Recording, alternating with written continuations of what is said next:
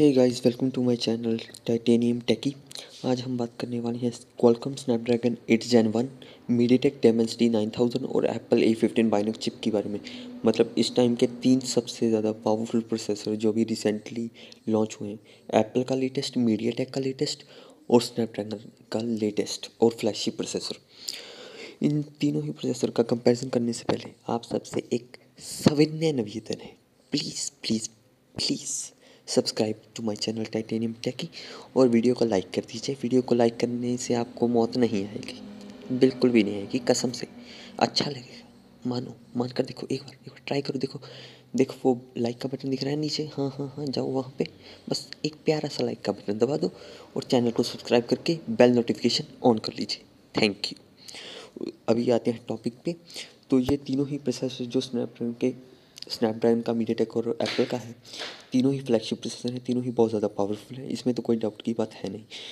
और ये डाटा जो मैंने लिया है वो नैनो रिव्यू की वेबसाइट से लिया गया है। तो नैनो रिव्यू अपनी टेस्टिंग के बाद एक स्कोर देती है, तो पहले उस स्कोर के बारे में डिस्कस कर लेते हैं। जैसे कि CPU परफॉर्मेंस में 8 Gen 1 को 91 मिला है, मीडियाटेक डेमेंसिटी 9000 को 94 मिला है और एप्पल का A15 बायोनिक चिप को मिला है 99 का CPU परफॉर्मेंस। तो हिसाब लगा ही सकते हैं आप। तो इस स्कोर से पता चलता है कि Apple A15 bionic chip CPU performance में बाकी दोनों प्रोसेसर से थोड़ा बेटर है। गेमिंग परफॉर्मेंस के स्कोर की बात करें तो 8 Gen 1 को 99, 98 मिला है डेमेंसिटी 9000 को और बायोनिक चिप को मिला है 96 का एक गेमिंग परफॉर्मेंस स्कोर। तो इस मामले में 8 Gen 1 थोड़ा बेटर है बाकी दोनों प्रोसेसर से। बैटरी लाइफ में 8 Gen 1 को 94, मीडियाटेक डेमेंसिटी को 91 और A15 को 96। तो इसमें A15 बेटर है सबसे। उसके बाद आता है 8 Gen 1 और लास्ट में हमारा मीडियाटेक। और नैनो रिव्यू के ओवरऑल स्कोर में माने तो 95 मिला है 8 Gen 1 को, 95 मिला है 9000 को और 95 ही मिला है, सॉरी 98 मिला है A15 को। तो A15 ओवरऑल हल्का सा बेटर प्रोसेसर है इन बाकी दोनों प्रोसेसर से, अकॉर्डिंग टू नैनो रिव्यू। अब बात करते हैं एंथुतु 9 के स्कोर की। ये एंथुतु का वर्जन 9 का स्कोर है इन तीनों ही प्रोसेसर्स का। 8 Gen 1 को मिले हैं 10,12,941, मीडियाटेक डेमेंसिटी 9000 को मिले हैं 10,19,919 और हमारे A15 बायोनिक को मिले हैं 8,01,997। तो इस स्कोर के हिसाब से चलें तो मीडियाटेक डेमेंसिटी 9000 सबसे स्ट्रॉन्ग प्रोसेसर साबित हो रहा है। बट आप एक बार CPU GPU स्कोर को अगर इसमें इंडिविजुअली देखते हैं तो CPU स्कोर में हाईएस्ट मिला है 9000 को और GPU स्कोर में हाईएस्ट मिला है 8 Gen 1 को। और इन तीनों ही प्रोसेसर का एंथुतु स्कोर वैसे इतना मैटर नहीं करता क्योंकि तीनों ही प्रोसेसर बहुत बहुत ज़्यादा पावरफुल है। मीडियाटेक डेमेंसिटी भी और इस बार काफ़ी ज़्यादा पावरफुल साबित हो रहा है। मीडियाटेक यूजुअली इतना फ्लैगशिप प्रोसेसर निकालता नहीं है, पर ये प्रोसेसर लिटरली काफ़ी अच्छी टक्कर दे रहा है दोनों ही प्रोसेसर को। अब बात करते हैं गीकबेंच 5 के स्कोर्स की। तो स्नैपड्रैगन 8 Gen 1 को मिलते हैं 1248 सिंगल कोर में और मल्टी कोर में मिलते हैं 3852। उसके बाद एप्पल A15 बायोनिक चिप को मिलते हैं सिंगल कोर में 1752 और मल्टी कोर में 4736 और डेमेंसिटी 9000 को मिलते हैं 1277 सिंगल कोर में और मल्टी कोर में मिलते हैं 4334। तो इस मामले में गीकबेंच सिर्फ CPU को ही मेजर करता है। तो CPU के मामले में तो A15 बायोनिक चिप जो है गीकबेंच 5 के अनुसार सबसे ज़्यादा स्ट्रॉन्गेस्ट है।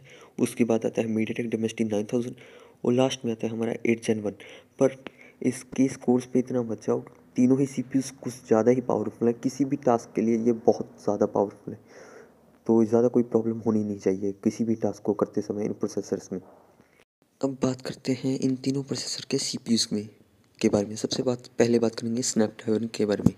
तो स्नैपड्रैगन का जो पहला प्राइम कोर है वो है 3 GHz का कोर्टेक्स X2 जो कि 3 GHz पे क्लॉक्ड है। उसके बाद बाकी के 3 परफॉर्मेंस कोर हैं कोर्टेक्स A710 जो कि 2.5 GHz पे क्लॉक है। उसके बाद आता है 4 एफिशिएंसी कोर कोर्टेक्स A510 जो कि 1.8 GHz पे क्लॉक है। ये एक ऑक्टा कोर प्रोसेसर है और ये 4 नैनोमीटर की जो फैब्रिकेशन टेक्नोलॉजी है उस पर बेस्ड है। उसके बाद बात करते हैं मीडियाटेक डेमेंसिटी 9000 की। तो जो मीडियाटेक डेमेंसिटी 9000 है उसका प्राइम कोर 3.05 GHz पे है और वो भी कोर्टेक्स X2 है, सेम एज स्नैपड्रैगन। उसके बाद मीडियाटेक का जो तीन परफॉर्मेंस कोर हैं वो हैं 2.85 गीगाहर्ट्ज़ पे क्लॉक्ड कोर्टेक्स A710। उसके बाद 4 एफिशिएंसी कोर हैं 1.8 गीगाहर्ट्ज़ पे क्लॉक्ड कोर्टेक्स A510। ये भी ऑक्टा कोर प्रोसेसर है और ये भी 4 नैनोमीटर की फैब्रिकेशन टेक्नोलॉजी पे बेस्ड है। उसके बाद बात करते हैं एप्पल का A15 बायोनिक चिप के बारे में।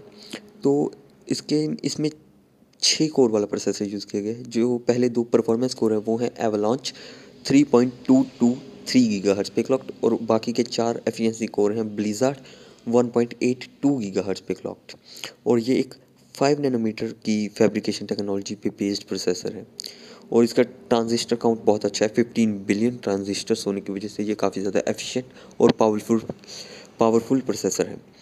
तो इन तीनों में से ही अगर सीपीयू की बात करें तो सीपीयू तीनों के ही बहुत ज़्यादा पावरफुल है। ऐसा कोई टास्क नहीं है जिसमें मतलब इनको प्रॉब्लम हो करने में। पर हीटिंग की इश्यूज़ 8 Gen 1 में तो सामने आ रहे हैं और Dimensity 9000 अभी किसी फ़ोन में आया नहीं और A15 बहुत बढ़िया चल रहा है बिल्कुल स्टेबल परफॉर्मेंस के साथ। अब बात करते हैं ग्राफिक्स यानी कि जीपीयू की। तो जीपीयू जो स्नैपड्रैगन 8 Gen 1 के अंदर यूज़ किया गया है वो है एड्रीनो का 730। उसके बाद मीडियाटेक डेमेंसिटी 9000 में यूज़ किया गया है माली का G710 जो कि 850 मेगाहर्ट्ज़ पे क्लॉक्ड है। उसके बाद एप्पल में यूज़ किया गया है एप्पल का अपना 5 कोर जीपीयू जो कि 1200 मेगाहर्ट्ज़ पे क्लॉक्ड है और 730 की जीपीयू क्लॉक स्पीड तो नहीं पता। पर जो अभी स्कोर आए हैं मतलब कुछ स्कोर टेस्ट किए गए हैं गेमिंग यानी कि जीपीयू टेस्टिंग के जो ऐप्स हैं वल्कन वगैरह, तो उनमें जो पता चला है उसके हिसाब से जीपीयू जो सबसे स्ट्रॉन्गेस्ट जीपीयू है इन तीनों में वो है एड्रीनो का 730 यानी कि स्नैपड्रैगन 8 Gen 1 जीपीयू परफॉर्मेंस में इन दोनों ही प्रोसेसर्स को से थोड़ा आगे है। मतलब कुछ ज़्यादा ही पावरफुल जीपीयू यूज़ किया है। नॉर्मली एप्पल का जीपीयू बहुत ज़्यादा पावरफुल रहता है, हर साल ही एप्पल सबसे स्ट्रॉन्गेस्ट जीपीयू बनाता है, पर इस साल स्नैपड्रैगन ने एप्पल को बीट कर दिया इस मामले में। अब बात करते हैं रैम सपोर्ट की। स्नैपड्रैगन 8 Gen 1 सपोर्ट करता है LPDDR5 रैम 3200 मेगाहर्ट्ज़ की रैम फ्रिक्वेंसी और मैक्सिमम रैम साइज़ 24 GB तक का। उसके बाद बात करते हैं हमारे मीडियाटेक डेमेंसिटी 9000 की। तो ये LPDDR5 एक्स रैम सपोर्ट करता है 3750 मेगाहर्ट्ज़ की फ्रीक्वेंसी पर, जबकि एप्पल A15 सिर्फ LPDDR4 x RAM 4 to 6 megahertz की फ्रीक्वेंसी और 8 GB तक का ही रैम साइज़ सपोर्ट करता है। तो इस मामले में 9000 थोड़ा बेटर है, डेमेंसिटी 9000 8 Gen 1 उसके बाद और A15 मतलब रैम सपोर्ट के मामले में थोड़ी सी मार खा गया। इस मामले में बाकी दोनों प्रोसेसर थोड़े बेटर हैं साबित होते हैं, पर इतना ज़्यादा फ़र्क नहीं है। दोनों तीनों ही काफ़ी ज़्यादा स्ट्रॉन्ग रैम सपोर्ट करते हैं, पर A15 थोड़ी LPDDR4 की जो थोड़ी पुरानी रैम है उसको सपोर्ट करता है। एटलीस्ट LPDDR5 रैम का तो सपोर्ट होना ही चाहिए था इस प्रोसेसर में। अब बात करते हैं मल्टीमीडिया की। तो स्नैपड्रैगन 8 Gen 1 एनपीयू सपोर्ट करता है हेक्सागन का। एनपीयू सपोर्ट तो तीनों में ही डिफरेंट अपने अपने तरीके के हैं ही। तो बात करते हैं स्टोरेज टाइप की बात करें तो मीडियाटेक डेमेंसिटी 9000 और 8 Gen 1 दोनों ही UFS की 3.1 स्टोरेज सपोर्ट करते हैं और एप्पल सपोर्ट करता है NVMe स्टोरेज। उसके बाद बात करते हैं डिस्प्ले रेजोल्यूशन की। तो quad HD plus 4K resolution लगभग क्वाड HD प्लस का रेजोल्यूशन तो तीनों ही सपोर्ट करते ही हैं और 4K रेजोल्यूशन भी सपोर्ट करते हैं। उसके बाद बात करते हैं कैमरा रेजोल्यूशन की। तो 8 Gen 1 सपोर्ट करता है 200 मेगापिक्सल का सिंगल कैमरा और डुअल कैमरा 64+64 का। और उसके बाद वीडियो कैप्चर की बात करें तो स्नैपड्रैगन 8 Gen 1 सपोर्ट करता है 8K at 30 FPS, 4K at 120 FPS और प्लेबैक भी सेम सपोर्ट करता है। उसके बाद बात करते हैं मीडियाटेक डेमेंसिटी 9000 की। तो maximum camera resolution 320 megapixel single camera और ट्रिपल कैमरा 32+32+32 मेगापिक्सल का।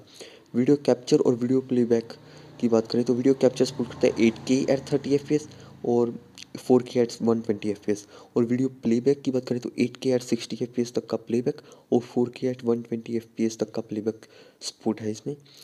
और वहीं वीडियो कैप्चर और प्लेबैक की बात करें तो 4K at 60 FPS दोनों ही चीज़ें एप्पल A15 में सपोर्ट करती हैं। अब बात करते हैं कंक्लूजन की। तो कंक्लूजन की बात करने से पहले मैं बता दूं कि मल्टीमीडिया के मामले में तो तीनों ही प्रोसेसर बहुत बढ़िया हैं, तो मल्टीमीडिया में इतनी कोई बड़ी प्रॉब्लम है नहीं, तो इतनी ज़्यादा इसको सीरियस नहीं लेते हैं। उसके बाद बात करते हैं कनेक्टिविटी की। तो कनेक्टिविटी की बात करें तो तीनों ही प्रोसेसर 5G हैं, तो इसमें भी कोई बड़ा ऊपर नीचे की बात नहीं है। मगर हाँ, 5G स्पीड्स में जो मैक्स स्पीड है वो थोड़ी स्नैपड्रैगन में सबसे बेटर, उसके बाद मीडियाटेक में, और इन दी एंड हमारा A15 सपोर्ट करता है कनेक्टिविटी के मामले में। एंड फाइनली अब बात करते हैं कंक्लूजन की, आखिर जो मेन परफॉर्मेंस है उसमें सबसे ज़्यादा स्ट्रॉन्गेस्ट प्रोसेसर है कौन सा। तो ओवरऑल जो मुझे समझ में आया, जितना मैं समझा पाया हूँ, तीनों प्रोसेसर बहुत ज़्यादा स्ट्रॉन्ग है, तीनों में ही बराबर की टक्कर है। अभी 8 Gen 1 तो एक ही फ़ोन में आया है, तो इतना उसको कुछ कहा नहीं जा सकता। A15 एप्पल के जो फ़ोन्स हैं उनमें आ चुका है, तो वो काफ़ी ज़्यादा स्टेबल प्रोसेसर है, ज़्यादा हीट नहीं होता, और परफॉर्मेंस बहुत ही तगड़ी है, गेमिंग परफॉर्मेंस भी अच्छी है। मगर ग्राफिक्स के मामले में, गेमिंग परफॉर्मेंस के मामले में 8 Gen 1 मेरे हिसाब से, गेमिंग के हिसाब से सबसे स्ट्रॉन्गेस्ट प्रोसेसर इन तीनों में ही 8 Gen 1 ही साबित होने वाला है। ओवरऑल CPU के मामले में तीनों ही बहुत बढ़िया हैं, तीनों में कोई दिक्कत नहीं है। मगर जो एक फ़ोन 8 Gen 1 के साथ आया है, मतलब मोटरोला का ही आया है अभी तो और वो फ़ोन थोड़ा हीट हो रहा है, तो ये थोड़ा इशू स्नैपड्रैगन को फिक्स करना पड़ेगा। डिमेंसिटी 9000 के बारे में भी कुछ कहा नहीं जा सकता, क्योंकि वो किसी फ़ोन में आया नहीं। मगर CPU के मामले में तो उसने इवन जो हमारा स्नैपड्रैगन है उससे भी आगे है CPU के, ओनली CPU बेस्ड। गेमिंग के मामले में ये दोनों ही प्रोसेसर से तो स्लाइटली नीचे है, स्लाइटली। तो तीनों ही प्रोसेसर में बिल्कुल स्लाइट से डिफरेंस है, कोई ज़्यादा बड़ी प्रॉब्लम नहीं। अगर मान लीजिए तीनों में से कोई भी प्रोसेसर किसी भी फ़ोन में आ रहा है, तो परफॉर्मेंस के मामले में किसी को कोई दिक्कत आनी नहीं चाहिए मेरे हिसाब से। तो ओवरऑल तीनों ही प्रोसेसर बहुत ही बढ़िया, बहुत ही बेस्ट हैं। तो होप है, मुझे मुझे पूरी होप है कि आपको वीडियो पसंद आई होगी। तो please like, share and subscribe to my channel. Thank you so much.